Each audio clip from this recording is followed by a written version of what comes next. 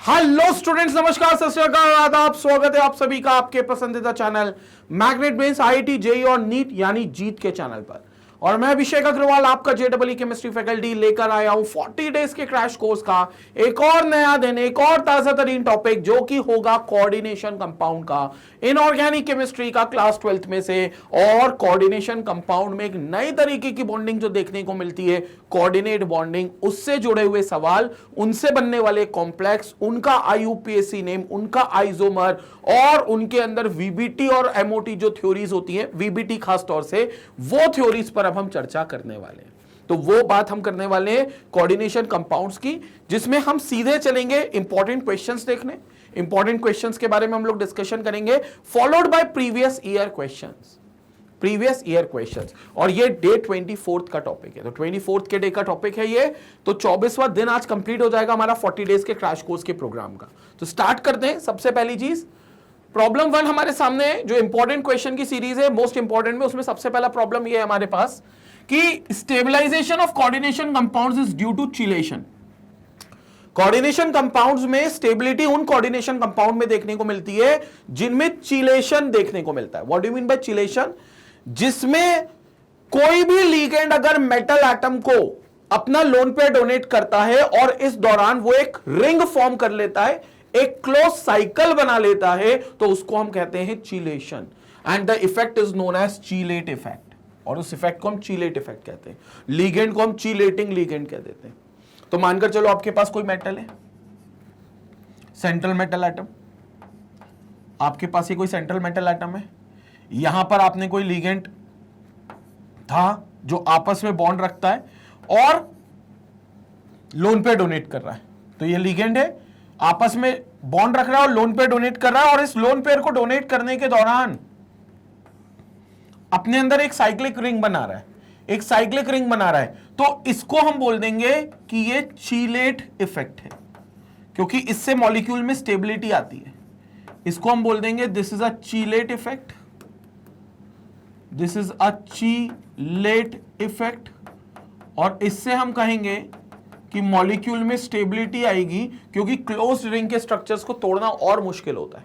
जो closed ring के structures होते हैं, ये बात हमने ऑर्गेनिक में भी कई बार करी है कि बेंजीन रिंग जैसे नहीं टूटती, क्योंकि डीलोकलाइज्ड पाई इलेक्ट्रॉन्स होते हैं और क्लोज्ड रिंग रहती है वहां पर। तो जब भी क्लोज्ड रिंग किसी भी मॉलिक्यूल में आपको मिले, ना सिर्फ ऑर्गेनिक बल्कि इस इनऑर्गेनिक केमिस्ट्री में भी यहां पर ऐसे क्लोज्ड रिंग मिल सकती है, तो ये बड़े स्टेबल कंपाउंड्स होते हैं, और इस इफेक्ट को चीलेट इफेक्ट कहते हैं। नाउ क्वेश्चन पूछा गया है, Which of the following is the most stable species? तो अब आपको बताना है इनमें से कौन सी स्टेबल स्पीशी है। तो देखो, हमें चिलेटिंग लिगेंड का पता करना है। Carbonyl group is not a chelating ligand. Carbonyl group जो है वो चिलेटिंग लिगेंड नहीं है, इसलिए ये स्टेबल कॉम्प्लेक्स नहीं बनाएगा। मतलब ऑल्दो मेटल कार्बोनिल्स जो होते हैं वो बहुत स्ट्रॉन्ग बॉन्ड जरूर बनाते हैं, बट चिलेट इफेक्ट इसमें नहीं है, क्योंकि पहली 2 लाइन में बताया गया कि चिलेट इफेक्ट वाली स्टेबिलिटी की वो बात कर रहे हैं, इसलिए उन्हें चिलेटिंग इफेक्ट का बताया है कि क्या होता है चिलेट इफेक्ट। तो पहला आंसर नहीं है। साइनाइड आयन तो हमारा मोनोडेंटेड लिगेंड है, दो इट्स एन एम्बीडेंटेड लिगेंड, 2 साइड्स होती हैं इसको डोनेट करने की, बट एक बार में एक ही साइड से वो डोनेट कर सकता है लोन पेयर। तो इसका मतलब ये हो गया कि ये भी क्लोज रिंग नहीं बना सकता, तो हमारा स्टेबल नहीं होगा। ऑक्सलेट आयन थर्ड वाले में देखोगे FeC2O4, ये बाइडेंटेड लिगेंड है, ये हमारा क्लोज रिंग बना सकता है। कैसे? कॉम्प्लेक्स देखेंगे, FeC2O4 वो भी 3-, तो बीच में हमने रखा Fe। अब इस Fe को देखेंगे यहां पर C2O4 ऑक्सलेट आयन, C2O4 क्या करेगा? देखो यहां पर होगा आपका COO-, ये भी लोन पेयर देगा, ये भी लोन पेयर देगा। फिर होगा आपका एक COO- और एक होगा COO-, COO-। तो ये CO- भी, ये ऑक्सीजन इसको लोन पेयर देगा। यहां पर फिर आपके पास होगा एक COO- और एक COO-, तो ये भी आपको क्या करेगा? एक लोन पेयर डोनेट करेगा। तो हर जगह से आप देखो, और ये 3 हो गए, और इसके ऊपर टोटल चार्ज 3- का, तो टोटल चार्ज इज 3-। तो अब आप देखोगे कि ये क्लोज्ड रिंग बना रहा है हर जगह। ये एक रिंग बन रही है, ये एक रिंग बन रही है, ये एक रिंग बन रही है, ये क्लोज्ड रिंग बना रहा है। इस रिंग की वजह से ये बहुत अच्छा चीलेट इफेक्ट दिखा रहा है, और अब इस कंपाउंड को तोड़ना बहुत मुश्किल होगा क्योंकि बहुत स्टेबल कंपाउंड है, क्योंकि 3 जगह पर 3 रिंग्स बना रहा है, तो ये चीलेट इफेक्ट है, hence it is the most stable one. तो as per the option given, option C जो होगा वो हमारा बिल्कुल करेक्ट आंसर होगा, ये चीलेट इफेक्ट होगा और यही हमारा करेक्ट आंसर होगा। तो ये हमारा बिल्कुल करेक्ट आंसर होगा, that is option C which is absolutely correct. Clear हो गया? तो सी ऑप्शन बिल्कुल करेक्ट हो गया, and this is what we have as the complex. तो ये हमारा बेसिकली कॉम्प्लेक्स बन गया, ठीक है। तो दिस इज चीलेट इफेक्ट, तो ये अपना चीलेट इफेक्ट हो गया। This is what we are having as chelate effect. तो ये हमारा चीलेट इफेक्ट देखने को मिलेगा। H2O6 बेसिकली 6 बाहर होगा, H2O होल 6 3+, ठीक है। क्लियर हो गया? तो ये H2O होल 6 3+ में पॉसिबिलिटी नहीं है। क्यों पॉसिबिलिटी नहीं है? क्यों पॉसिबिलिटी नहीं है? क्योंकि H2O is a unidentate ligand, सिर्फ एक लोन पेयर डोनेट कर सकता है। ऑक्सीजन पर होते दो हैं लेकिन वो करता है एक ही लोन पेयर डोनेट है। तो यूनिडेंटेड लिगेंड कभी भी चिलेटिंग इफेक्ट नहीं बना सकते, क्योंकि बाइडेंटेड लिगेंड होना चाहिए। और यहां पर याद रखना C2O4 2- is a bidentate ligand, ये 2 लोन पेयर डोनेट कर सकता है ना, तो ये अपने आप में एक बाइडेंटेड लिगेंड होगा। ये अपने आप में एक बाइडेंटेड लिगेंड होगा, तो ये आपका बाइडेंटेड लिगेंड होगा C2O4 2-। ठीक है, तो ये हो गया हमारा पहला क्वेश्चन। स्क्रीनशॉट लेंगे, इसके बाद हम अगले क्वेश्चन की तरफ मूव करेंगे। स्क्रीनशॉट लें। Let's move to the second question now. अगले क्वेश्चन पर चलते हैं, जो कि सेकंड क्वेश्चन है फर्स्ट क्वेश्चन के बाद। The value of CFSE for complex COCl6 is 18,000 per centimetre. ये आपको CFSE वैल्यू दे दी है, क्रिस्टल फील्ड स्प्लिटिंग एनर्जी के जो डायमेंशंस होती है वो वैल्यू दे दी है। कॉम्प्लेक्स आयन COCl6 की 18,000 पर सेंटीमीटर। एक बात तो कंफर्म है कि ये ऑक्टाहेड्रल ज्योमेट्री है, तो जो CFSE आएगा और डेल्टा नॉट से डिनोट करते हैं ऑक्टाहेड्रल का, that is crystal field splitting energy for octahedral geometry. तो ये डेल्टा नॉट आएगा which is equal to, delta nought जो आएगा which is equal to 18,000 per centimetre, which is equal to 18,000 per centimetre. तो it is centimetre inverse, this is delta nought. अब सुनेंगे आगे, CFSE for COCl4 2- complex ion will be. जो CFSE है COCl4 2-, ये कौन सी ज्योमेट्री है? ये टेट्राहेड्रल है, उसी मेटल की उसी लिगेंड के साथ टेट्राहेड्रल ज्योमेट्री है, और उसका वो CFSE पूछ रहे हैं। मतलब वो कायदे में आपसे पूछ रहे हैं डेल्टा टी की वैल्यू क्या है, डेल्टा टी की वैल्यू क्या है। तो डेल्टा टी वो पूछ रहे हैं COCl4 के लिए कि वो क्या है, कुछ नहीं है, delta T will be 4/9 times of delta nought. यानी कि crystal field splitting energy for tetrahedral geometry will be 4/9 times of crystal field splitting energy for octahedral geometry. तो टेट्राहेड्रल के लिए it will be 4/9 times of octahedral geometry. तो यहां पर क्या आ जाएगा देखेंगे, delta T equals to 4/9 times of कितना, 18,000 कर लेते हैं, सिंपल मैथ से ये तो यहां से 9 1 जा 9 2 जा 18, तो ये 2,000 बचा, और 4 इंटू 2,000 विल बिकम 8,000, तो it will be 8,000 per centimetre. तो delta T will be 8,000 per centimetre. As per the option we have C option बिल्कुल करेक्ट है। तो यहां पर हमारे पास सी ऑप्शन हमारा सटीक और सही आंसर आ गया। क्लियर हो गया? So this is how the second question will be done. और इस तरीके से हमें अगर मेटल सेम है, लिगेंड सेम है, एक बार टेट्राहेड्रल ज्योमेट्री बना रहा है, एक बार ऑक्टाहेड्रल बना रहा है, तो ऑक्टाहेड्रल में जो भी क्रिस्टल फील्ड स्प्लिटिंग एनर्जी होगी, ऑक्टाहेड्रल की जो भी क्रिस्टल फील्ड स्प्लिटिंग एनर्जी होगी, उसका 4/9 टाइम्स आप कर लोगे तो आपको टेट्राहेड्रल की क्रिस्टल फील्ड स्प्लिटिंग एनर्जी आएगी।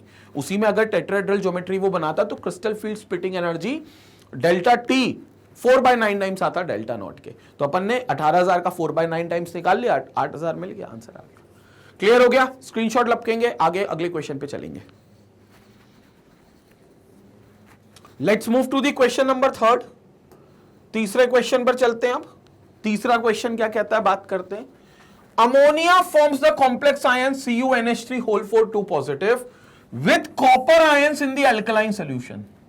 ठीक है, और वो भी कॉपर आयन कौन सा है इसमें, कॉपर, क्योंकि अमोनिया पे कोई चार्ज नहीं है तो जो चार्ज है +2 वो कॉपर पे, मतलब यहां पर कॉपर पे +2 का चार्ज है। तो अमोनिया कॉम्प्लेक्स आयंस कॉपर +2 के साथ एल्कलाइन सोल्यूशन में ये कॉम्प्लेक्स बना लेता है, लेकिन वो बोल रहे हैं but not in acidic solution. What is the reason for it? देखो एक बात बड़ी सिंपल है, अमोनिया के पास लोन पेयर होता है नाइट्रोजन पे, जिसको वो कॉपर +2 को डोनेट कर सकता है, क्योंकि कॉपर पे 2 इलेक्ट्रॉन की कमी है, तो वो लोन पेयर सीधा क्या करता है, डोनेट कर देता है और कॉम्प्लेक्स फॉर्म कर लेता है। ये कौन सा, CuNH3 होल 4 2 पॉजिटिव, ये कॉम्प्लेक्स फॉर्म कर लेता है। तो वो ये कॉम्प्लेक्स फॉर्म कर लेता है। ये कब कर पाता है, बेसिक मीडियम में। ये कब कर पाता है, बेसिक मीडियम में, क्योंकि बेसिक मीडियम में उसको लोन पेयर डोनेट करने में कोई परहेज नहीं है, कोई गुरेज नहीं है, वो लोन पेयर डोनेट कर सकता है। लेकिन मान लो यही एसिडिक मीडियम होता, यही मान लो कौन सा मीडियम होता, एसिडिक मीडियम होता, तो मुद्दा पता है क्या होता, एसिडिक मीडियम में कॉपर +2 तो बाद में आएगा, क्योंकि मीडियम एसिडिक का है तो पहले H पॉजिटिव आ जाएगा, पहले H पॉजिटिव आ जाएगा। और बोले तो अमोनिया एक बेस है, और बेस को तुम एसिडिक मीडियम में रख रहे हो तो भाई खतरा खुद ही मोल ले रहे हो। तो बेस है तो लोन पेयर ये कॉपर +2 तो गया भाड़ में, उसको तो बाद में देगा, पहले ये इसी को डोनेट कर देगा, मतलब पहले ये लोन पेयर इसको चला जाएगा और ऑटोमेटिकली फॉर्म हो जाएगा अमोनियम आयन। अमोनियम आयन, ये अमोनियम आयन का फॉर्मेशन हो जाएगा, अमोनियम आयन का फॉर्मेशन होगा। और ये अमोनियम आयन का चूंकि फॉर्मेशन हो गया तो फिर वो कॉपर +2 को लोन पेयर नहीं देगा और उसके साथ कोई कॉम्प्लेक्स नहीं बनाएगा, मतलब फिर ये कॉपर का कॉम्प्लेक्स थोड़ी ना बनेगा, क्योंकि ये तो तब बन रहा था ना जब नाइट्रोजन अपना लोन पेयर कॉपर +2 को दे रहा था। यहां तो बचा ही नहीं ना लोन पेयर, यहां तो हाइड्रोजन प्लस ने लोन पेयर ले लिया, तो यहां कोई लोन पेयर बचा ही नहीं। तो इसका मतलब ये हो गया कि ये जो अमोनियम आयन है यही बनकर रह जाएगा और कॉम्प्लेक्स नहीं बनेगा। एसिडिक मीडियम में ये प्रॉब्लम आएगी, तो ये प्रॉब्लम आएगी एसिडिक मीडियम में, जबकि बेसिक मीडियम में वो बन जाता था। अब रीजन पढ़ लेते हैं। In acidic solution hydration protects copper ions. Hydration protect कैसे करेगा कॉपर आयन को? नहीं, गलत स्टेटमेंट है। आगे चलते हैं। In acidic solution proton coordinate with ammonia molecule, yes, forming ammonium ions and NH3 molecules are not available. बिल्कुल सही, बी ऑप्शन ही करेक्ट हो गया।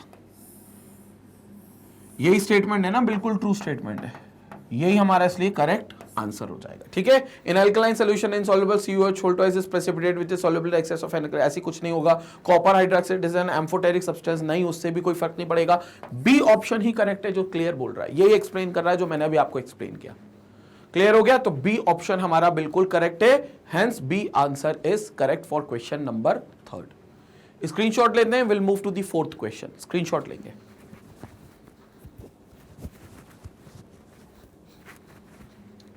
चलते हैं भैया 4th क्वेश्चन की तरफ। 4th क्वेश्चन क्या कहता है उस पर अब अपन बात कर लेते हैं। 4th क्वेश्चन है, how many moles of AgCl would be obtained when 100 ml of 0.1 molar CONH3 whole 5 Cl3, this is a complex CONH3 whole 5 Cl3 is a complex is treated with excess of AgNO3। अच्छा, इसको treat किया गया AgNO3 के साथ, तो एक बात तो कंफर्म है, ये Cl डिसोसिएट करेगा, कुछ Cl तोड़ेगा, और अगर Cl तोड़ेगा तो AgNO3 के साथ रिएक्ट करके AgCl बनाएगा, और बेसिकली इसका जो कंपाउंड है वो basically CONH3 whole 5, coordination number 6 होगा ना, सेकेंडरी वैलेंसी 6 होगी, तो 5 अमोनिया आ गए तो 1 क्लोरीन आएगा और 2 क्लोरीन बाहर रह जाएंगे Cl2, 2 क्लोरीन बाहर रह जाएंगे Cl2। अब AgNO3 के साथ रिएक्ट कर रहा है, तो AgNO3 इज सिल्वर नाइट्रेट, तो इसके साथ वो रिएक्ट करके क्या बनाएगा, ये AgCl को ले जाएगा, बना लेगा AgCl, और कितने AgCl बना लेगा, 2 मोल लेंगे तो 2 मोल AgCl बना लेगा, अगर ये 1 मोल है पूरा तो, क्योंकि इसके 1 मोल में 2 Cl निकलेंगे, क्योंकि पानी में जाएगा तो ये वाला हिस्सा टूटेगा ना। ये जो स्क्वायर ब्रैकेट की चीज है, ये तो कोऑर्डिनेशन एंटिटी है, तो कभी टूटती नहीं है, क्योंकि ये तो स्ट्रॉन्ग बॉन्डिंग है ना, कोऑर्डिनेशन बॉन्डिंग, तो ये कभी नहीं टूटती। ये टूटेगा Cl और 2 Cl माइनस बनाएगा। क्लियर हो गया? मतलब यहां से निकलेंगे आपके 2 Cl माइनस, वो भी अगर 1 मोल लिया है इसको तो 2 Cl माइनस, क्योंकि यहां 2 Cl निकल रहे हैं, और फिर यहां पर आपको 2 Ag प्लस मिल जाएंगे, 2 Ag प्लस, ठीक है ना, 2 Ag प्लस मिल जाएंगे, तब जाकर ये आपका 2 AgCl का फॉर्मेशन हो जाएगा।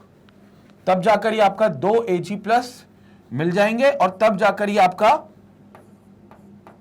2 AgCl का फॉर्मेशन होगा। लेकिन ये कब? जब ये 1 मोल है। हमें वही पता करना है हाउ मेनी मोल्स AgCl के बनेंगे जब इसके इतने मोल्स दिए हुए। तो अपन सबसे पहले इसके इतने मोल्स निकाल लेते हैं। तो moles of complex will be complex के मोल्स कितने निकलेंगे? मोलारिटी कितनी है? 0.1 into volume, molarity into volume, volume should be in litre, तो 1000 ml में दिया है, अगर ml में रखोगे तो मिली मोल्स निकलेंगे। हमें मिली मोल्स नहीं, हमें मोल्स चाहिए, तो डिवाइड बाय 1000, यानी कि 0.01 मोल्स मिल रहे हैं। किसके? कॉम्प्लेक्स के। This is of complex. ये कॉम्प्लेक्स के इतने मोल्स मिल रहे हैं, कॉम्प्लेक्स के, तो it will going to form 0.01 moles. तो इसके कितने मोल्स आ गए? 0.01। एक आते थे तो AgCl 2 बनते थे, सो 0.01 आए तो दुगने बनेंगे, तो therefore moles of AgCl formed, hence moles of AgCl कितने फॉर्म होंगे? Moles of AgCl silver chloride के कितने फॉर्म होंगे? 2 इंटू 0.01, और 2 इंटू 0.01 इज 0.02 मोल्स। क्लियर हो गया? रिएक्शन बेस देखने को मिल रहा है। मोलारिटी का क्वेश्चन हो गया बेसिकली, बस इस बार कोऑर्डिनेशन का ये लगा कि ये हिस्सा बस टूटता है, अंदर कोऑर्डिनेशन एंटिटी नहीं टूटती। ये चीज कॉम्प्लेक्स कोऑर्डिनेशन नंबर में ही हमें पता चला। क्लियर हो गया? तो इसके 1 मोल तो उसके 2 मोल बनते हैं, तो इसके मोल पता कर लिए 0.01 निकले, जो मोलारिटी हमें दी थी कॉम्प्लेक्स की, और वॉल्यूम दिया था, तो मोलारिटी इंटू वॉल्यूम किया। वॉल्यूम क्योंकि ml में था तो हमने उसको लीटर में किया ताकि मोल्स निकले, नहीं तो मिली मोल्स निकल जाते। मोल्स निकले तो इतने मोल्स इसके डबल लगेंगे AgCl, इसके डबल AgCl बनेंगे, तो 0.02। ऑप्शन कौन सा सही है? बी ऑप्शन बिल्कुल क्लियर है। तो इसका जो आंसर है वो बी ऑप्शन बिल्कुल क्लियर है। This is absolutely correct answer. तो ये बी ऑप्शन बिल्कुल करेक्ट है। क्लियर हो गया बी ऑप्शन? स्क्रीनशॉट लेंगे, आगे फिर अपन इस पर चर्चा करेंगे, इस पर बात करेंगे। स्क्रीनशॉट लेंगे एक बार इसका।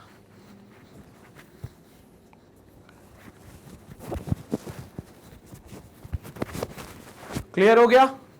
तो this was question number 4th। Will move to the 5th question and last question for the most important question part. इसके बाद प्रीवियस ईयर क्वेश्चन स्टार्ट करेंगे। तो 5th क्वेश्चन पर आते हैं। क्वेश्चन नंबर 5 क्या कहता है भाई? 5th क्वेश्चन पूछ रहा है what is the ratio of uncomplexed to complex Zn+2। Uncomplex और कॉम्प्लेक्स समझ गए? एक जिंक है, जिंक का आयन है जो कॉम्प्लेक्स कोऑर्डिनेशन कंपाउंड में मौजूद है, मतलब कोऑर्डिनेशन कंपाउंड बना रहा है, कॉम्प्लेक्स कंपाउंड बना रहा है, तो कॉम्प्लेक्स कंपाउंड में है, और एक में वो नहीं बना रहा है, कॉम्प्लेक्स कंपाउंड एक में वो नहीं बना रहा है। ठीक है? तो अनकॉम्प्लेक्स मतलब नहीं बना रहा है, कॉम्प्लेक्स मतलब कॉम्प्लेक्स कंपाउंड बना रहा है in a solution that is 10 molar in NH3। अच्छा, एक सॉल्यूशन में जिसमें मतलब दोनों जो कॉम्प्लेक्सेस बन रहे हैं, दोनों जो आयंस बन रहे हैं, कॉम्प्लेक्स और अनकॉम्प्लेक्स, वो 10 मोलार NH3 सॉल्यूशन में बन रहे हैं। If the stability constant of, ये देखो ये कॉम्प्लेक्स है, ZnNH3 होल 4 2+ इज 3 इंटू 10 की पावर 9। आपको स्टेबिलिटी कांस्टेंट भी दिया हुआ है। तो देखो इस क्वेश्चन में हमको रेशियो बताना है कॉम्प्लेक्स टू अनकॉम्प्लेक्स। पहले तो रेशियो समझ लो किसका पूछ रहे हैं।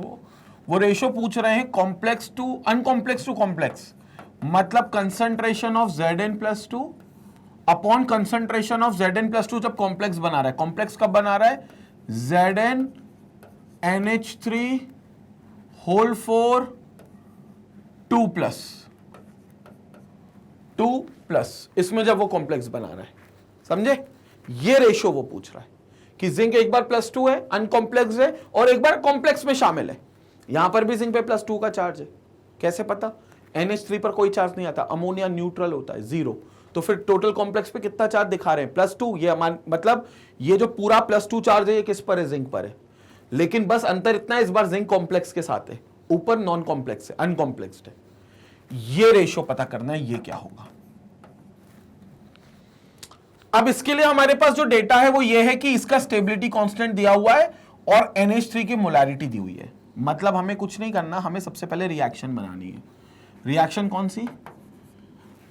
Zn 4 NH3 मॉलिक्यूल से मिलेगा, क्योंकि NH3 4 है, कॉम्प्लेक्स फॉर्म कर लेगा, which is Zn NH3 whole 4 2 positive. ये कॉम्प्लेक्स फॉर्म कर लेगा। इसमें अगर हम स्टेबिलिटी कांस्टेंट निकाले Ks बेसिकली, तो वो कुछ नहीं होगा, concentration of product Zn NH3 whole 4 2 plus का कंसंट्रेशन अपॉन जिंक का कंसंट्रेशन इनटू अमोनिया NH3 का कंसंट्रेशन, अमोनिया NH3 का कंसंट्रेशन। क्लियर हो गया ये चीज। और यहां पर जिंक जो होगा वो it will be in the form of ion, तो Zn+2 हो जाएगा, it will be in the form of ion, तो ये Zn+2 हो जाएगा, क्योंकि कॉम्प्लेक्स लोन पेयर तभी ले पाएगा ना, अदरवाइज जिंक न्यूट्रल स्टेट में हुआ तो उसका तो पूरा d ऑर्बिटल भरा है, सारे शेल्स भरे हुए हैं, तो फिर लोन पेयर लेगा कैसे? तो लोन पेयर लेने के लिए आयन के फॉर्म में होगा, तो +2, तो यहां जिंक +2। और ये कांस्टेंट कितना दिया हुआ है क्वेश्चन के हिसाब से? 3 × 10⁻⁹। तो ये कितना दिया हुआ है? 3 × 10⁻⁹। और इसमें हमारे पास कंसंट्रेशन ऑफ अमोनिया भी दिया हुआ है, विच इज 10 मोलार।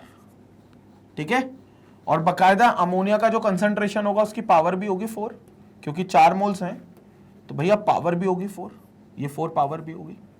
और इसका कंसंट्रेशन दिया है 10 मोलार, रख देते। सो वी हैव जिंक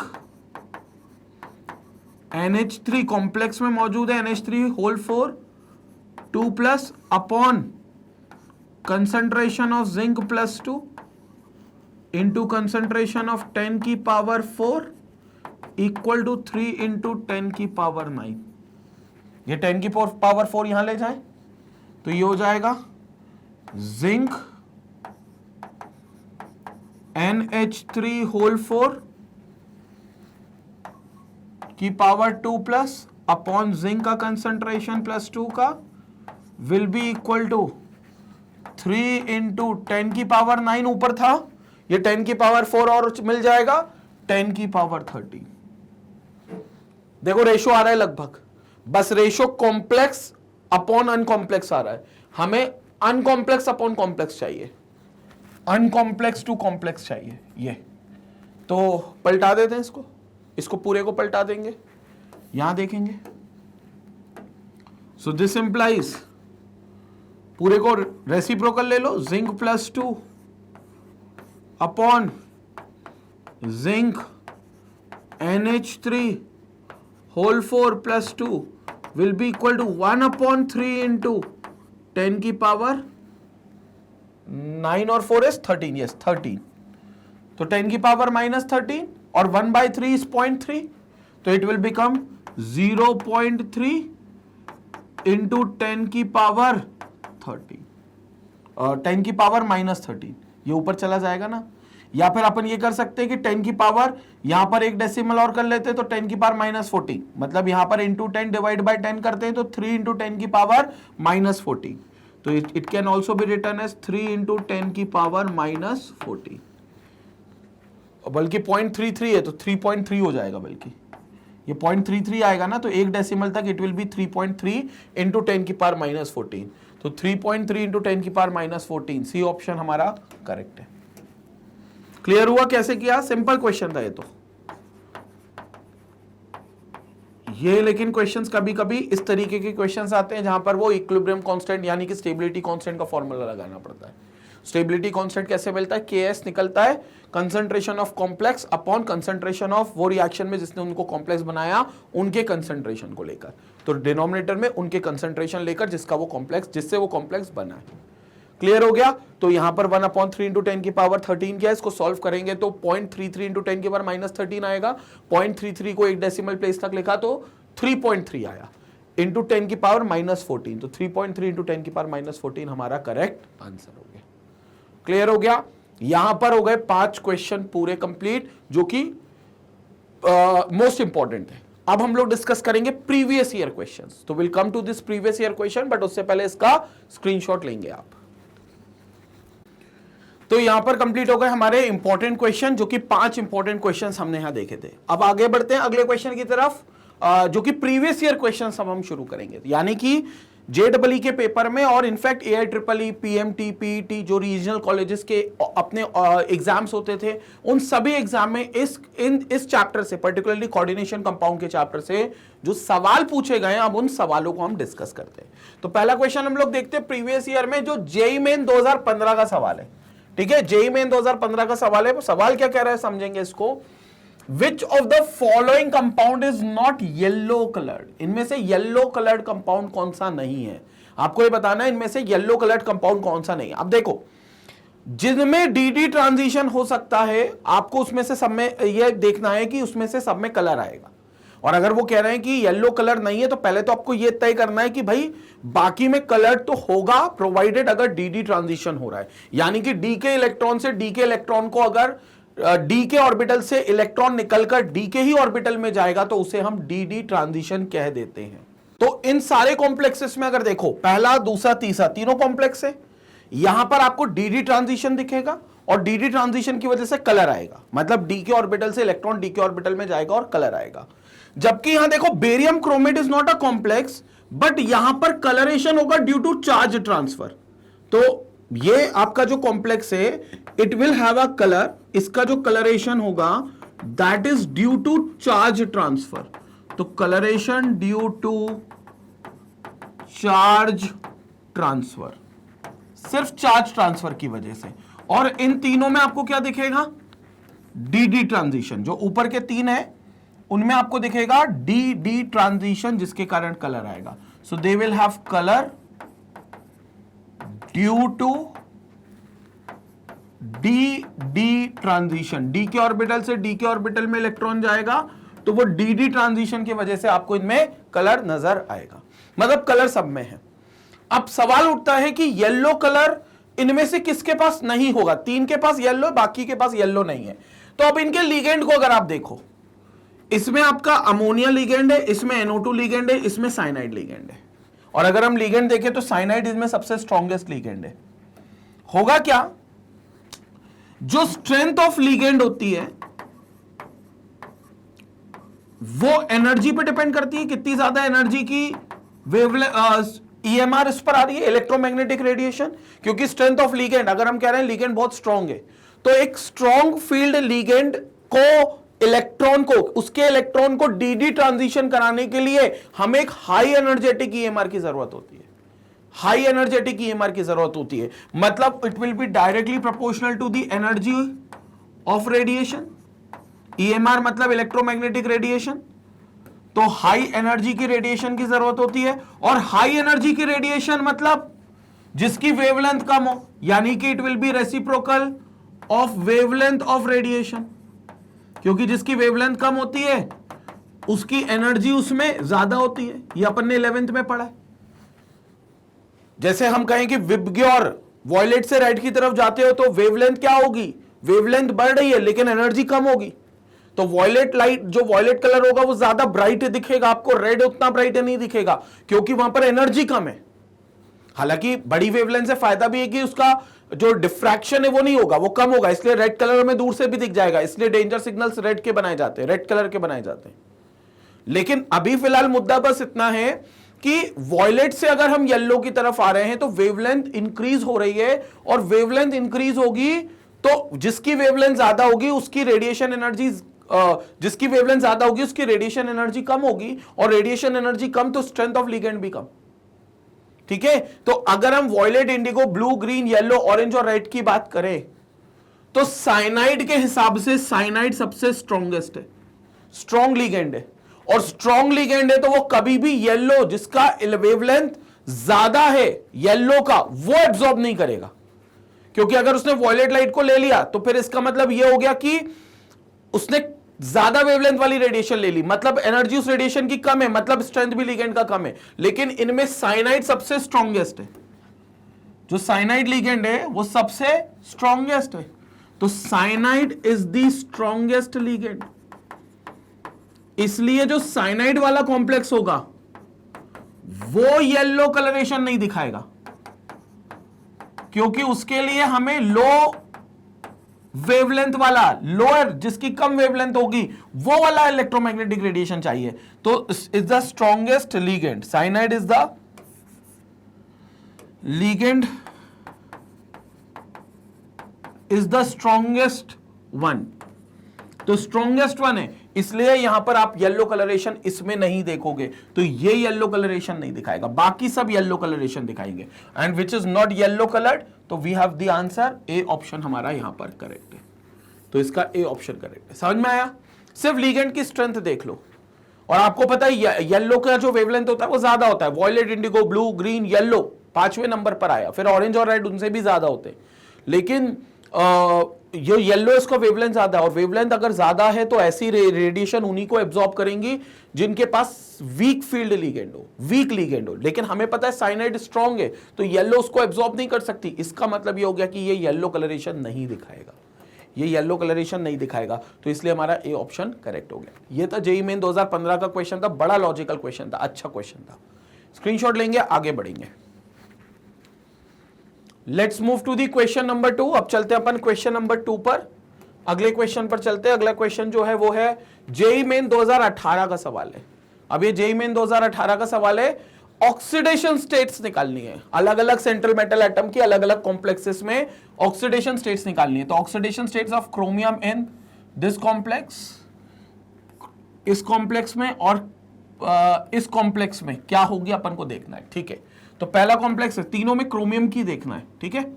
तो पहला कॉम्प्लेक्स है क्रोमियम H2O होल 6 Cl3, ठीक है। इसमें अपन मान लेते हैं क्रोमियम की ऑक्सीडेशन स्टेट X है, तो we have this as X, तो ये हो गया X। H2O की 0, तो 0 इंटू 6 बार भी करोगे तो भी कोई फायदा नहीं, 0 ही रहेगा। प्लस क्लोरीन की होती है -1, तो -1 कितनी बार, 3 बार, इक्वल टू कोई कॉम्प्लेक्स पर चार्ज नहीं है तो इक्वल टू 0, तो x -3 equal to 0, this implies x equal to +3, तो x की वैल्यू हो गई कितनी, +3, तो x की वैल्यू +3, पहला सब में +3 है तो कोई मतलब नहीं है, इससे अच्छा तो सीधा सेकंड निकाल लेते। देखो ऑप्शन भी कई बार देख लिया करो, अब पहले में सब +3 है तो पहले वाले को निकालने की जरूरत ही नहीं है, फिर टाइम वेस्ट कर दिया अपन ने, क्योंकि सब में +3 था, ठीक है। तो सेकंड क्वेश्चन पर चलते हैं, सेकंड पर। सेकंड में तो सबका अलग अलग है, तो अपन देख लेते हैं K2CrCN, sorry second is this one, CrC6H6 whole twice, C6H6 whole twice. अच्छा ये बेंजीन है, और बेंजीन है तो फिर बेंजीन के ऊपर कोई चार्ज नहीं, तो मान लेते हैं इसकी X है, मान लेते हैं ये X है, बेंजीन 2 हैं, दोनों पर कोई चार्ज नहीं, तो 0 इक्वल टू 0, तो X की वैल्यू 0 आ गई, मतलब सेकंड पर क्रोमियम के ऊपर ऑक्सीडेशन स्टेट 0 है। अब 0 में आपके पास Cb और Db है, तो कोई एक आंसर होगा, चेक कर लेते हैं। आगे चलते हैं थर्ड पर। थर्ड कौन सा है, K2Cr, Cr के साथ साइनाइड के 2 लिगेंड CN2, ऑक्सीजन O2 है, O2, फिर एक O2 है, एक O2 है और एक O2 है, समझ रहे हो डिफरेंस, फिर NH3, ठीक है। एक काम करते हैं, इसमें हम इसको X मान लेते हैं, this is X, sorry chromium is X, chromium is X, potassium का +1 होता है, तो +1 कितनी बार है, 2 बार है, क्रोमियम का X तो +X, साइनाइड का -1 होता है, और 2 साइनाइड है तो -1 इंटू 2, 2 साइनाइड है तो -1 इंटू 2, ऑक्सीजन का -2 होता है, रिमेंबर दिस, ऑक्सीजन का -2 होता है, एक अकेला ऑक्सीजन है तो ऑक्सीजन का -2, तो यहां पर अपन -2 लेंगे, और कितने ऑक्सीजन है यहां पर, 2 हैं, तो -2 इंटू 2 प्लस इधर भी -2 तो इधर भी -2 और अमोनिया का तो 0 होता है तो 0 इक्वल टू 0 क्योंकि पूरे कॉम्प्लेक्स पर कोई चार्ज नहीं है 0। सॉल्व कर लेते हैं। +2 आ गया प्लस x आ गया -2 आ गया -4 आ गया -2 इक्वल टू 0। ठीक है, +2 और -2 cancel, x -4 -2 x -6 equal to 0। This implies x equal to 6, तो x की वैल्यू हो गई 6, यानी कि थर्ड वाले में +6 आ रहा है। तो 3 0 और 6 सही आंसर हो गया हमारा ऑप्शन सी, ये हमारा बिल्कुल करेक्ट आंसर हो गया। तो सिंपल क्वेश्चन था, ऑक्सीडेशन स्टेट क्रोमियम का निकालना था। कॉम्प्लेक्स थोड़े से टफ थे, लेकिन जेई पर इतना तो एक्सपेक्टेशन रहता है कि भाई इतना तो कम से कम टफ देंगे। 3 0 एंड +6 ऑप्शन सी हमारा करेक्ट है। पहले वाले में 3, दूसरे वाले में 0, तीसरे वाले में 6। क्रोमियम की ऑक्सीडेशन स्टेट निकली है 3 0 और 6। आंसर हमारा बिल्कुल करेक्ट है, सी ऑप्शन। जेई मेन 2018 का ये सवाल था, question number 2। Will move to the question number 3। पहले आप इसका स्क्रीनशॉट ले लें, स्क्रीनशॉट ले लें। Okay, let's move to the question number 3। अब क्वेश्चन नंबर 3 पे चलते हैं। यहां पर क्या कह रहा है question number 3? So we have CBSE में एआईपीएमटी में, एआईओएमटी नहीं, एआईपीएमटी 2011 का सवाल है बेसिकली ये। क्वेश्चन क्या कहता है पहले समझ लेते हैं। क्वेश्चन क्या कह रहा है? The complex PT PY NH3 BrCl will have how many geometrical isomers? बहुत बढ़िया। ये कौन सा टाइप है पता है? मेटल है M, एक लिगेंड A पिरिडीनियम, दूसरा लिगेंड अमोनिया B, तीसरा लिगेंड ब्रोमीन C, चौथा लिगेंड क्लोरीन D। और जब भी ऐसा होता है MABCD टाइप का लिगेंड होता है तो 100% इसके पास 3 ज्योमेट्रिकल आइसोमर्स होते हैं। कैसे? एक मेटल को बीच में रखो, एक की पोजीशन A की फिक्स कर दो, B, C और D को आपस में घुमा दो, तो एक तो यही बन गया। फिर M की पोजीशन फिक्स करो, मैं इन जनरल बता रहा हूं, A की पोजीशन फिक्स करो, D, B और C घुमा दो। फिर M यहां पर है, A की पोजीशन फिक्स है, C, D, B, ये आ गया। समझ में आया? तो 3 ज्योमेट्रिकल आइसोमर्स बनेंगे हमेशा। A, B, C, D। ऐसा अगर लिगेंड है कि चारों लिगेंड डिफरेंट है, चारों लिगेंड, इसलिए मैंने ABCD लिखे हैं, तो आपके 3 आइसोमर बनेंगे। इसमें एक लिगेंड की पोजीशन को फिक्स कर दो, बाकी 3 को एक चक्कर घुमा दो, तो एक बार तीनों को एक एक चक्कर घुमाओगे तो 3 आइसोमर्स बनेंगे। तो इसमें बिल्कुल सोचने वाली बात नहीं है, आंसर हमारा बी करेक्ट है, 3 ज्योमेट्रिकल आइसोमर्स बनेंगे। ये आंसर हमारा बिल्कुल करेक्ट है कि भैया 3 ज्योमेट्रिकल आइसोमर्स बनाकर ये देगा। कंसेप्ट क्लियर है? तो we have 3 geometrical isomers formed here. Complex कुछ भी हो, मैं कॉम्प्लेक्स पर नहीं जा रहा, मैंने तुम्हें इन जनरल बता दिया। ऐसा कभी कोई भी आपको कॉम्प्लेक्स मिलेगा इस टाइप का, तो आपके ये 3 आइसोमर्स ऐसे ही बनेंगे। स्क्रीनशॉट लेंगे, सीबीएसई एआईपीएमटी 2011 का सवाल था, स्क्रीनशॉट लेंगे इसका।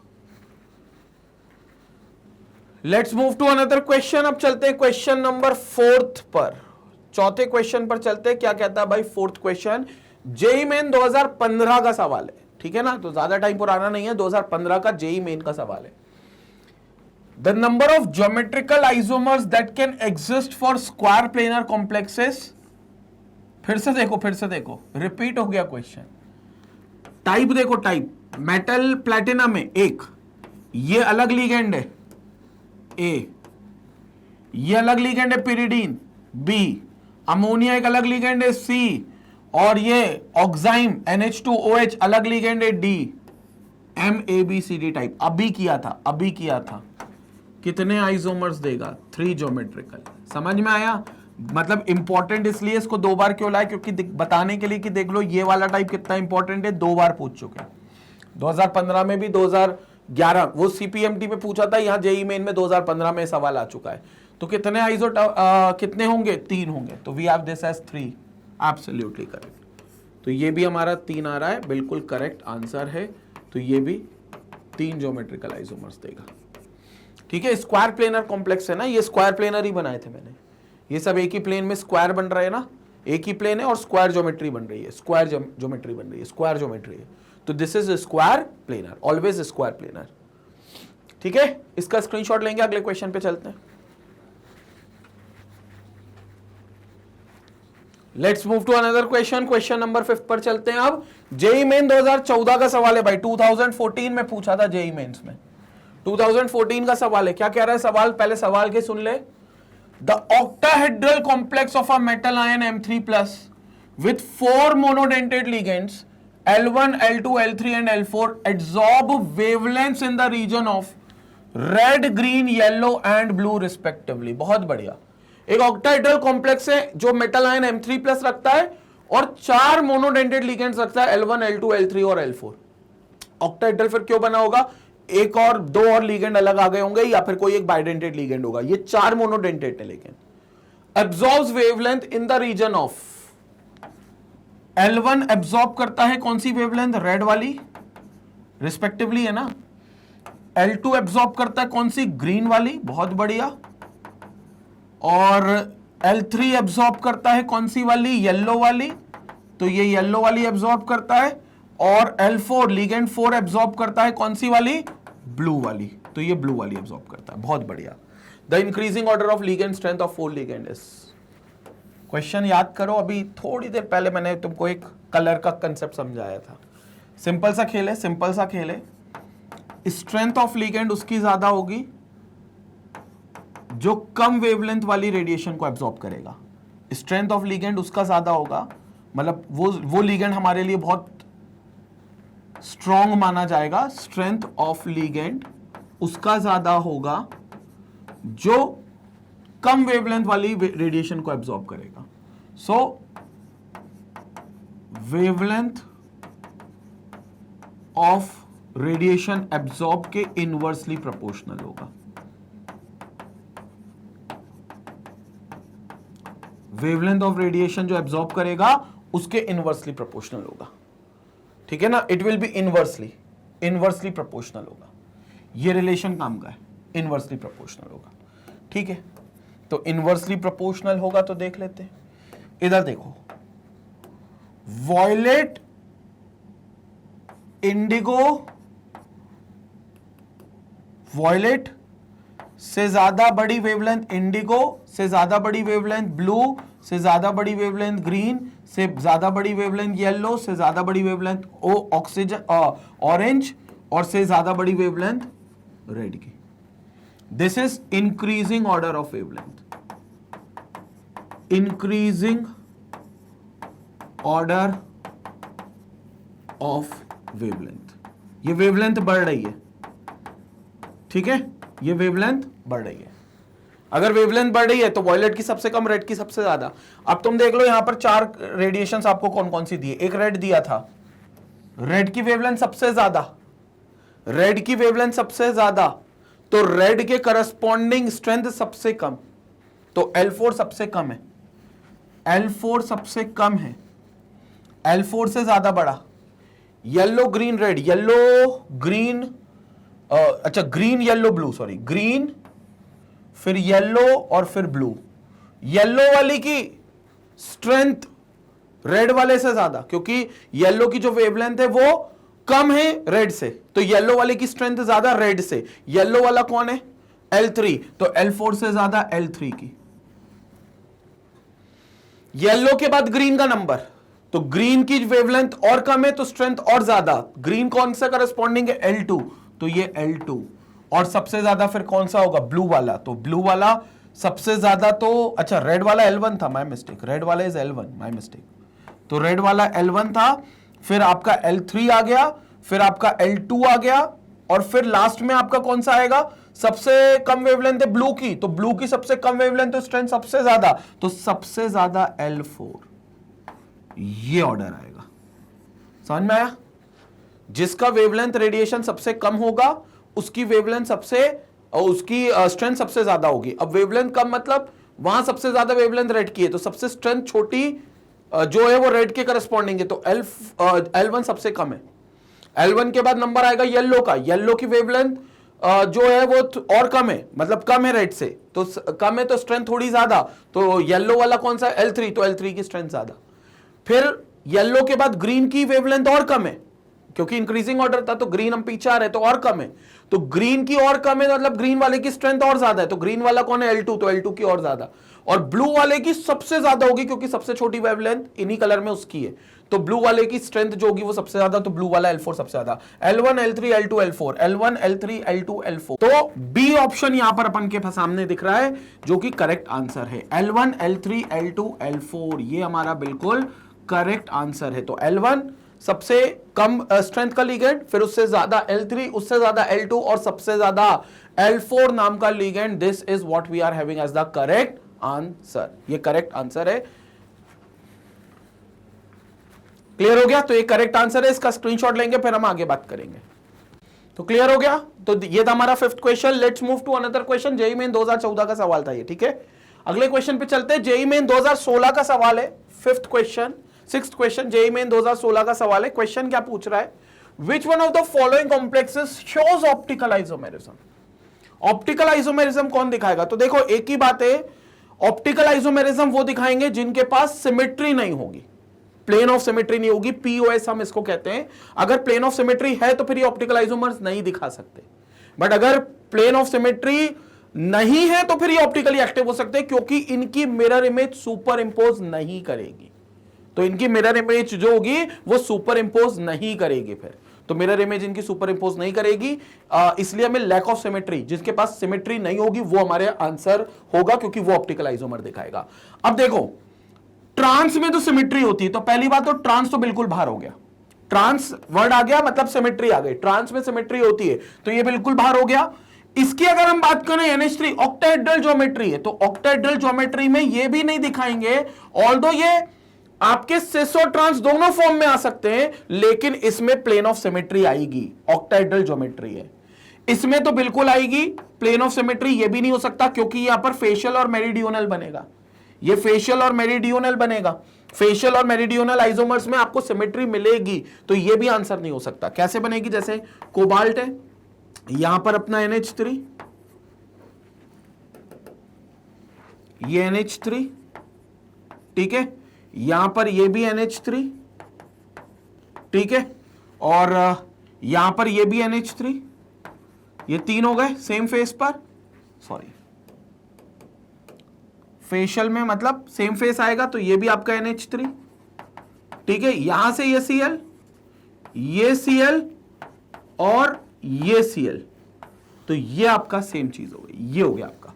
सो this will be your facial, और मेरिडियोनल में आपके एक NH3 के सामने एक NH3 आ जाएगा, बस बाकी सब कुछ एज इट इज रहेगा। तो ये Cl और NH3 की पोजीशन चेंज कर देंगे तो मेरिडियोनल, बट इसमें प्लेन ऑफ सिमेट्री आता है, इस ज्योमेट्री में आएगा, तो ये भी आंसर नहीं होगा। सिस में तो क्लियर है कि प्लेन ऑफ सिमेट्री नहीं आएगा, इसलिए यही हमारा करेक्ट आंसर होगा। इसको अगर हम बनाए, कोबाल्ट सेंट्रल एटम है, En एंड Cl2, तो कॉम्प्लेक्स बनेगा पॉजिटिव चार्ज का, तो यहां पर अपन डाल देते हैं एक, ये En ethylene diamine bidentate ligand होता है, तो ये इथिलीन डायमीन बाइडेंटेट लिगेंड, यहां पर फिर हमारा Cl और फिर यहां हमारा ये Cl, ये कॉम्प्लेक्स हो गया। इसकी मिरर इमेज बनाएंगे जो कि बिल्कुल इसको नॉन सुपर इंपोजेबल होगी, मतलब इसको बिल्कुल भी सुपर इंपोज नहीं करेगी। तो सुपर इंपोज नहीं करेगी तो देखेंगे यहां पर कोबाल्ट, इसका यहां Cl, यहां पर Cl, ये हो गया इथेन 1,2 डायमीन और ये हो गया इथेन 1,2 डायमीन, ठीक है। तो ये चीज हो गई आपकी आइसोमर्स में। तो this is what you are having as geometrical isomer. तो बेसिकली ये दोनों सिस हैं, ये दोनों सिस है, En एडजेसेंट है, Cl एडजेसेंट है, आमने सामने होते तो इसका भी ट्रांस बन जाता जो कि नीचे वाला दिया था, लेकिन वो ऑप्टिकली आइसोमर नहीं, ऑप्टिकली एक्टिव नहीं होगा, ये दोनों ऑप्टिकली एक्टिव होंगे, तो ये भी ऑप्टिकली एक्टिव होगा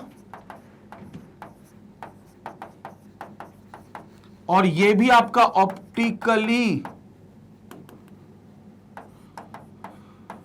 एक्टिव होगा। तो this will also be optically active, दोनों ऑप्टिकली एक्टिव होंगे और ये आपके आइसोमर्स बनेंगे जो दोनों फॉर्म के आइसोमर्स होंगे। क्लियर हो गया? तो ये दोनों आइसोमर्स होंगे जो आपके ऑप्टिकली एक्टिव कंपाउंड्स रहेंगे, ये आपके आइसोमर्स कहलाए जाएंगे। क्लियर हो गया? तो ये आपका ऑप्टिकल आइसोमर होगा। अब इसमें एक डेक्स्ट्रो बोल दो, एक लेवो बोल सकते हो आप। तो ये आपका डेक्स्ट्रो रोटेटरी हो गया, तो इसके नाम के आगे डी लग जाएगा। ये लेवो रोटेटरी हो गया, इसके नाम के आगे एल लग जाएगा।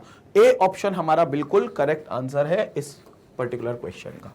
तो ए ऑप्शन बिल्कुल करेक्ट है। ये आंसर हमारा बिल्कुल करेक्ट है, ए ऑप्शन करेक्ट हो गया। तो क्वेश्चन नंबर 6 का 2016 का जेईई मेन का जो सवाल था वो ए ऑप्शन उसका बिल्कुल करेक्ट होगा। स्क्रीनशॉट लेंगे, अगले क्वेश्चन पर हम मूव करेंगे फिर।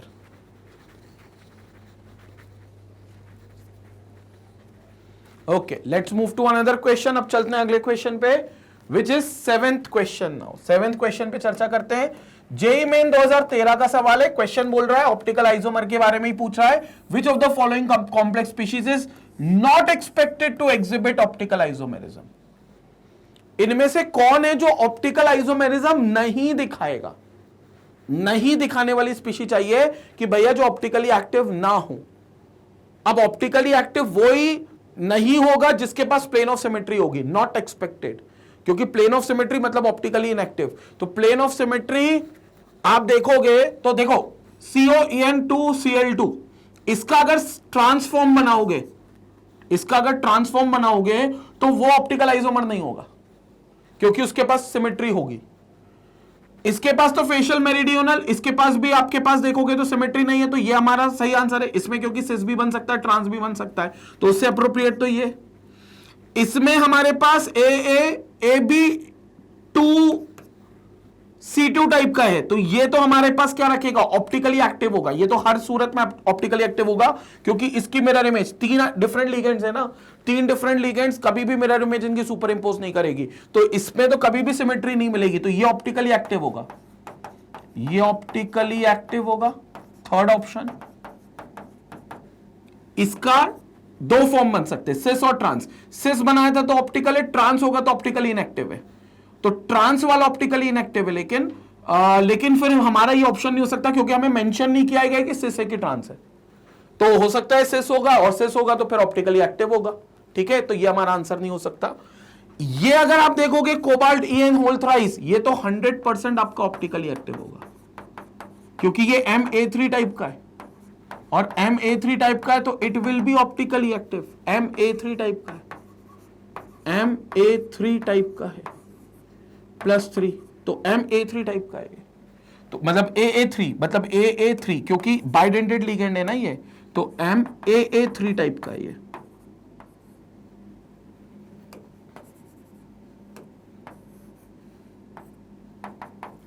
ठीक है, तो ये कैसे बनेगा? देखो कोबाल्ट EN और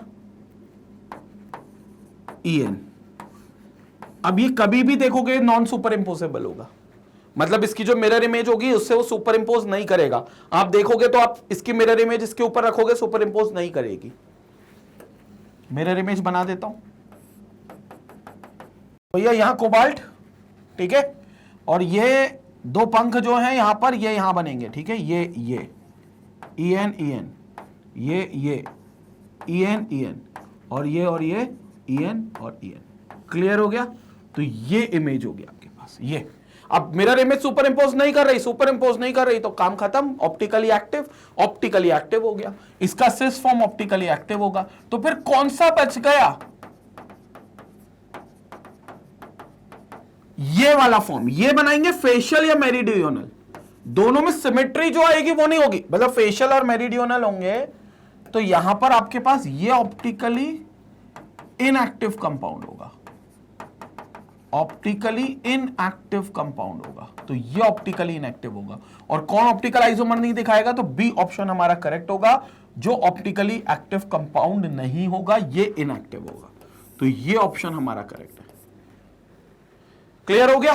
तो यहां पर आप कहोगे, बल्कि ये कहना चाहिए इसके पास प्लेन ऑफ सिमेट्री होगी, और प्लेन ऑफ सिमेट्री से ही प्रॉब्लम है। अगर प्लेन ऑफ सिमेट्री होगी तो फिर वो ऑप्टिकली इनएक्टिव होगा, हमें ऑप्टिकली इनएक्टिव की तलाश थी, तो यहां पर प्लेन ऑफ सिमेट्री जो है वो ऑप्टिकली इनएक्टिव कंपाउंड देगी। क्लियर हो गया? ठीक है, तो यहां प्लेन ऑफ सिमेट्री होगी, ठीक है ना, तो प्लेन ऑफ सिमेट्री होगी, तो इसलिए it will B N optically inactive compound. Active नहीं होगा ये कंपाउंड, बिल्कुल भी ऑप्टिकल आइसोमर नहीं दिखाएगा, और हमें नहीं दिखाने वाला चाहिए था, इसलिए बी ऑप्शन करेक्ट है। तो 7 का बी करेक्ट है। जेईई मेन 2013 का सवाल है। स्क्रीनशॉट लेंगे आप, स्क्रीनशॉट के बाद फिर अपन आगे बात करते हैं।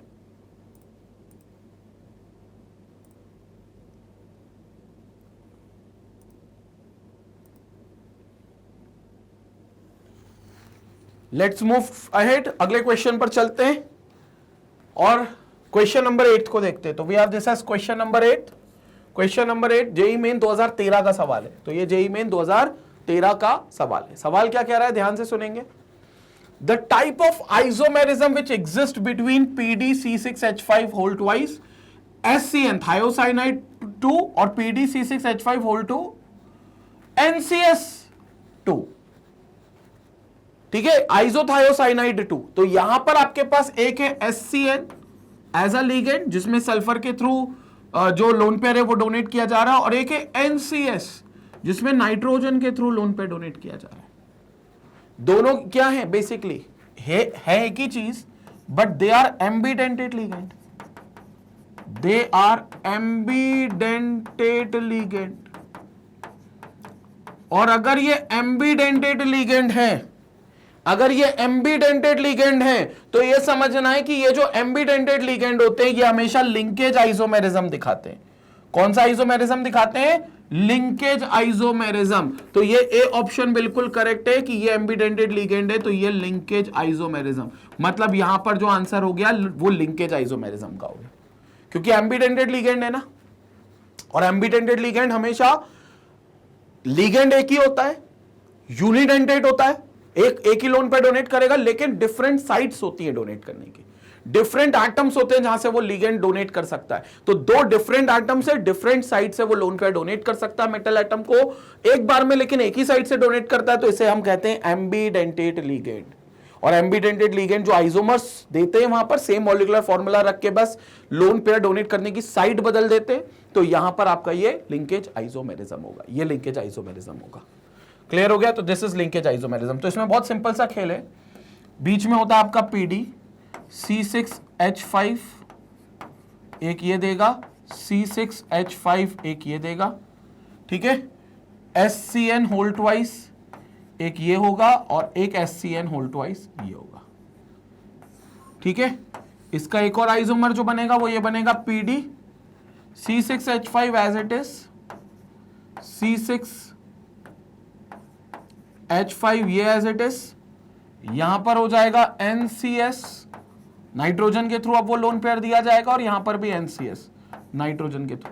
मॉलिक्यूलर फॉर्मूला दोनों का सेम है, मॉलिक्यूलर फॉर्मूला दोनों का सेम है, सिर्फ दोनों के अंदर स्ट्रक्चर का अंतर है। और वो स्ट्रक्चर का अंतर क्यों है, क्योंकि जो लिगेंड डोनेट कर रहा है लोन पेयर वो डिफरेंट एटम से डोनेट कर रहा है, और लिगेंड है एक ही, दोनों में बस उसके पास दो डिफरेंट साइट्स होती है। तो एक बार इस पर्टिकुलर एटम से दे रहा है, इसमें वो दूसरे पर्टिकुलर एटम से दे रहा है। ऐसे लिगेंड को हम एम्बिडेंटेड लिगेंड कहते हैं इन जनरल।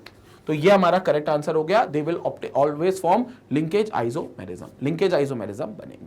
स्क्रीनशॉट ले लेते, फिर हम अगले उस पर बात करते हैं।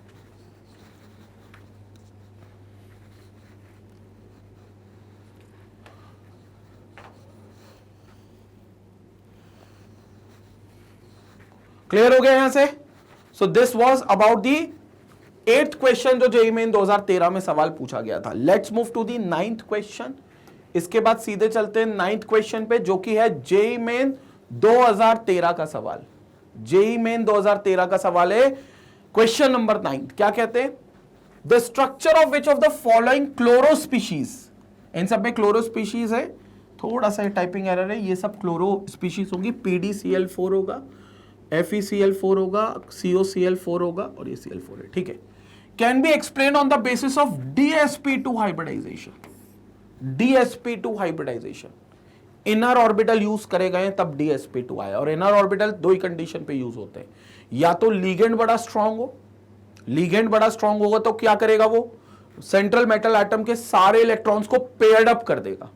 मतलब जितने सेंट्रल मेटल एटम के इलेक्ट्रॉन्स हैं उनको बोलेगा भैया सबकी पेयरिंग कर देते हैं, अगर लिगेंड स्ट्रांग हुआ तो। और जब पेयरिंग कर देगा तो अंदर डी ऑर्बिटल में कुछ ऑर्बिटल्स खाली हो रह जाएंगे, डी ऑर्बिटल में कुछ वेकेंट ऑर्बिटल्स रह जाएंगे, और जो वेकेंट ऑर्बिटल्स रह जाएंगे वो फिर डी ऑर्बिटल इन्वॉल्व कर लेगा हाइब्रिडाइजेशन में। तो वेकेंट डी ऑर्बिटल इन्वॉल्व हो जाएंगे हाइब्रिडाइजेशन में, तो इनर ऑर्बिटल जैसे DsP2 हो गया, D2sp3 हो गया, ये इनर ऑर्बिटल वहां पर यूज हो जाते हैं।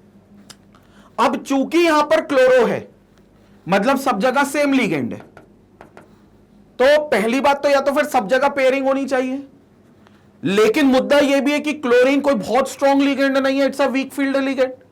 क्लोरो जो है, जो क्लोरीन है, वो हमारा वीक फील्ड लिगेंड है, और अगर वो वीक फील्ड लिगेंड है तो वो पेयरिंग करेगा भी नहीं, तो फिर यहां कहानी फंस जाएगी। क्योंकि पहली बात तो चारों में लिगेंड सेम था, हमको तो ये तलाश थी कि भैया स्ट्रॉन्ग लिगेंड किसमें, जिसमें भी स्ट्रॉन्ग लिगेंड होगा उसमें पेयरिंग होगी, लेकिन पता चला चारों में लिगेंड सेम है, तो फिर होगी तो पेयरिंग सब में। लेकिन फिर ये पता चला रे क्लोरीन है, ये तो वीक फील्ड लिगेंड है, ये तो स्ट्रॉन्ग है ही नहीं, it's a weak field ligand, तो ये तो पेयरिंग ही नहीं करेगा।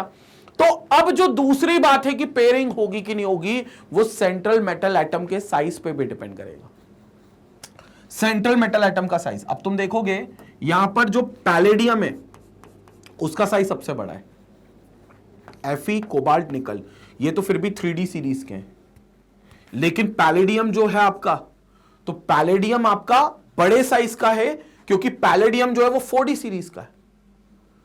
क्लियर हो गया? तो यहां पर आपके पास पैलेडियम के बारे में आपको यह जानना जरूरी है कि पैलेडियम का कॉन्फ़िगरेशन, नोबल गैस जो क्लोजेस्ट है वो क्रिप्टॉन 4d8 5s0 है, ठीक है ना। ये तब है जब पैलेडियम की ऑक्सीडेशन स्टेट +2 है, और यहां पैलेडियम +2 में, क्योंकि मान लेते पैलेडियम की ऑक्सीडेशन स्टेट है x, क्लोरीन की है -4 इक्वल टू -2, तो x इक्वल टू -2 + 4, तो x will be equal to +2। ये पैलेडियम की ऑक्सीडेशन स्टेट है +2, ठीक है। तो +2 में 4d8 5s0, 4d8 5s0। अब 4d8 अगर आप देखोगे तो होना कैसा चाहिए था, 5s में तो एक भी इलेक्ट्रॉन नहीं, 4d8 अगर आप देखोगे तो होना कुछ ऐसा चाहिए था, ये हो गया 4d8, लेकिन होता ऐसा नहीं है। क्या होता है, ये रहा हमारा 4d, सब पेयर्ड अप होते हैं,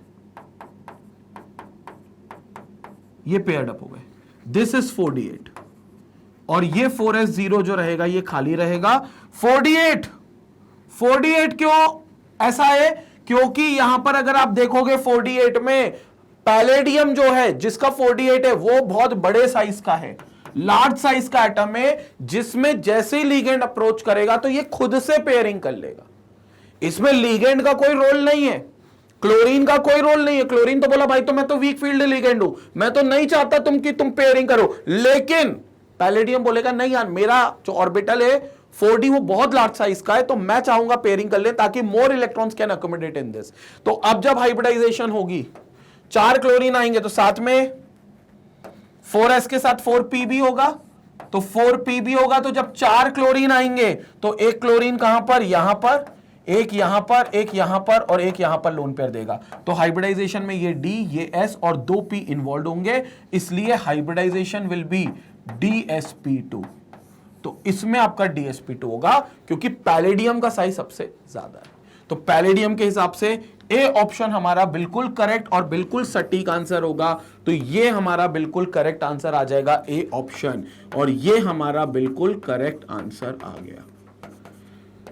क्लियर हो गया? तो दिस इज PdCl4 जिसमें आपको देखने को मिलेगा कि यहां पर आपके पास जो है वो पेयरिंग हो रही है, क्योंकि लार्ज साइज ऑफ पैलेडियम के 4d ऑर्बिटल की वजह से इसमें लिगेंड का कोई लेना देना नहीं है, और पैलेडियम जब भी ऐसे लिगेंड में आएगा तो ये हमेशा पेयरिंग करेगा। तो यहां पर आपके पास पेयरिंग हो गई, और जो हाइब्रिडाइजेशन हो गया वो DsP2 हो गया। क्लियर हो गया? तो ये था क्वेश्चन नंबर 9। अच्छा क्वेश्चन था, कंसेप्ट मिला, पैलेडियम को लेकर हमें कंसेप्ट समझ में आया, तो पैलेडियम को लेकर ये सारी चीजें क्लियर हो गई। जेईई मेन 2013 का ये सवाल है, स्क्रीनशॉट लेंगे फिर हम आगे चर्चा करेंगे, स्क्रीनशॉट लेंगे। तो क्लियर हो गया क्वेश्चन नंबर 9। तो यहां पर अपना DsP2 कॉन्फ़िगरेशन सिर्फ इसी का आएगा, और याद रखना अगर इसका DsP2 आएगा तो इसका ज्योमेट्री स्क्वायर प्लेनर होगा, ए वाले का, PdCl4 का। बाकी तीनों का FeCl4 COCl4 NiCl4 इनकी टेट्राहेड्रल ज्योमेट्री होगी, क्योंकि इनकी हाइब्रिडाइजेशन sp3 होगी। इनकी जो हाइब्रिडाइजेशन होगी वहां पर वो sp3 होगी तीनों की, ऊपर वाले की DsP2 होगी। स्क्वायर प्लेनर ऊपर वाले की, नीचे 3 की sp3 है, तो टेट्राहेड्रल ज्योमेट्री भी एक्स्ट्रा बता दी, क्योंकि इस पर भी रिलेटेड क्वेश्चन आ सकता है। क्वेश्चन 9 कंप्लीट हुआ जेईई मेन का, जो जेईई मेन कौन से 2013 का सवाल था। लास्ट क्वेश्चन पर चलते हैं। We have a last question previous year में, जिसमें जो जेईई मेन 2013 का ही सवाल है, लेकिन 10th क्वेश्चन क्या कहता है, the magnetic movement of the complex chromium NO NH3CN4 2-S। आपको मैग्नेटिक मूवमेंट बताना है इस कॉम्प्लेक्स का। बहुत बढ़िया। देखो इसमें स्ट्रॉन्ग फील्ड लिगेंड है तो क्रोमियम जो भी होगा उसकी पेयरिंग हो जाएगी। स्ट्रॉन्ग फील्ड लिगेंड एक भी आ गया तो पेयरिंग हो जाएगी। CN स्ट्रॉन्ग है, पेयरिंग होगी। पहले लेकिन हम लोग क्या करते हैं, इसका ऑक्सीडेशन स्टेट निकालते हैं। तो कॉम्प्लेक्स है क्रोमियम NO NH3CN4 और ये आ गया 2-। क्रोमियम की ऑक्सीडेशन स्टेट क्या मान ले, X, तो इसका अपन ने X मान लिया। NO का होता है +1 तो +1 मान लिया। NH3 का तो 0 होगा क्योंकि अमोनिया न्यूट्रल होता है। साइनाइड का -1 होता है और वो भी कितने, 4 है, तो -1 × 4 = -2।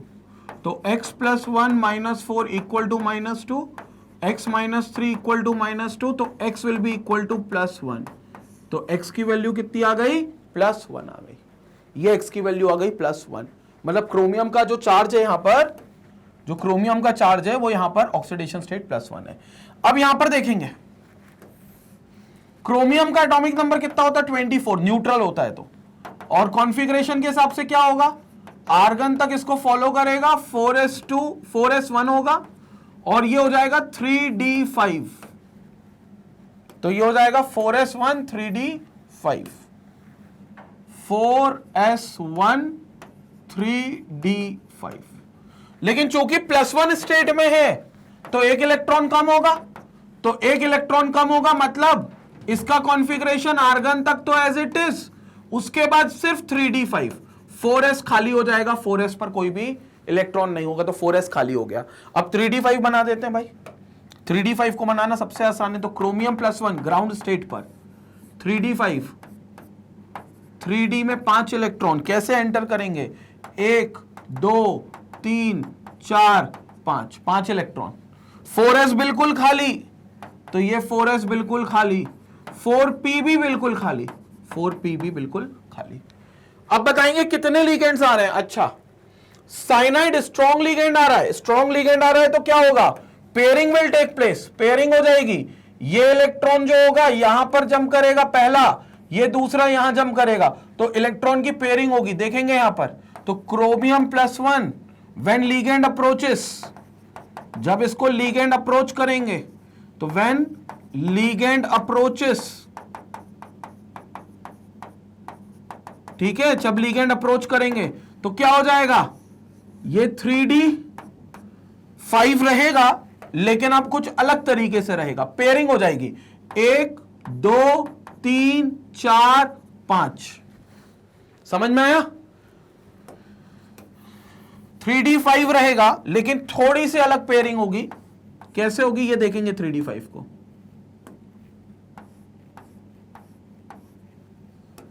पेयरिंग होगी 1 2 3 4 5, ये हो गया 3d5। बाकी 6 आएंगे तो s और p भी involve, 1 2 3 4 5 6, hybridisation will be D2sp3। लेकिन हमसे हाइब्रिडाइजेशन नहीं पूछी, बट इनर ऑक्टाहेड्रल बनेगा, D2sp3 हाइब्रिडाइजेशन रहेगी, लो स्पिन कॉम्प्लेक्स होगा। लेकिन मुद्दा ये कि अनपेयर्ड इलेक्ट्रॉन कितने रह गए, only 1, so it contains only 1 unpaired electron, so this will have only number of unpaired electrons equal to 1, number of unpaired electrons will be equal to 1, n की value 1 है। म्यू की value कैसे निकलती है, n into n+2 का under root करने पर Bohr magneton Bm में, तो म्यू की value will be equal to n is 1 into 1+2 का अंडर रूट, तो बोहर मैग्नेटॉन में it will come out to be √3 और √3 इज 1.73, तो 1.73 के हिसाब से ऑप्शन सी जो हो गया ये हमारा बिल्कुल करेक्ट आंसर हो गया। तो ऑप्शन सी जो हो गया वो करेक्ट आंसर हो गया, क्योंकि यहां पर n की वैल्यू 1 हो गई, because it contains only 1 unpaired electron. Cyanide आया तो स्ट्रॉन्ग लिगेंड आ गया, पेयरिंग हो गई, 5 इलेक्ट्रॉन पेयर्ड अप हो जाएंगे तो कितने हो जाएंगे, एक अनपेयर्ड बचेगा, तो एक अनपेयर्ड बचेगा तो एक नंबर ऑफ अनपेयर्ड इलेक्ट्रॉन 1 है, जिसमें हम mu equal to n into n plus 2 under root करके निकालते हैं, जिसमें n हमेशा नंबर ऑफ अनपेयर्ड इलेक्ट्रॉन की संख्या बताता है जो कि 1 था, तो यहां 1 अनपेयर्ड इलेक्ट्रॉन रह गया। तो इसके हिसाब से 1 into 1 plus 2 is 3 under root 3 is 1.73 Bohr magneton. तो 10th क्वेश्चन का ये सी ऑप्शन बिल्कुल करेक्ट हो गया, जो जेईई मेन 2013 का सवाल था। क्लियर हो गया? एक बार जल्दी से इसका स्क्रीनशॉट ले लें, स्क्रीनशॉट के बाद हम लोग आगे चलते हैं, अगले क्वेश्चन पर आते हैं। तो ये सी पार्ट था जो कि 10th का क्वेश्चन था, जेईई मेन 2013 का सवाल था। स्क्रीनशॉट लेते हैं। तो क्लियर हुआ ये 10th क्वेश्चन। तो ये जेईई मेन 2013 का सवाल था और सिंपल था कि पेयरिंग होगी, स्ट्रॉन्ग फील्ड लिगेंड होगा तो पेयरिंग नहीं होगी अगर वीक फील्ड होता तो बाकी सब वीक थे, लेकिन सीएन आ गया, स्ट्रॉन्ग आ गया। ठीक है, तो ये चीज बहुत इंपॉर्टेंट है, इसको हमें यहां पर समझना था। तो यहां पर कंप्लीट होता है भैया हमारा 24th डे का कोर्स, मतलब 24th डे का टॉपिक कोऑर्डिनेशन कंपाउंड, जिसके मोस्ट इंपॉर्टेंट क्वेश्चन भी देखे और हमने देखे प्रीवियस ईयर के क्वेश्चंस भी।